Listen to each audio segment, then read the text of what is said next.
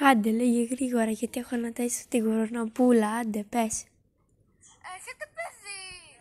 Ναι, είναι πίσω στο μπαξί και λέγεται κορονοπούλα. Ποιο είναι εκείνο? Σου είπα είναι πίσω στο μπαξέ.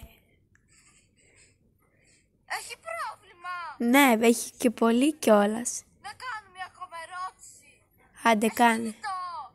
Ναι, έχει. Πόσο χρονών είναι? 15. Είναι αυτά και κινητό? Είναι και γουρνοπούλα. Το iPhone. Γουρνοπούλο iPhone. Εγώ δεν έχω έρθει στην ηλικία του. Γιατί εσύ πόσο είσαι? Άντε, λέγε γρήγορα, γιατί έχω γουρνοπούλα. Να ταΐσω τη γουρνοπούλα. 18. Α,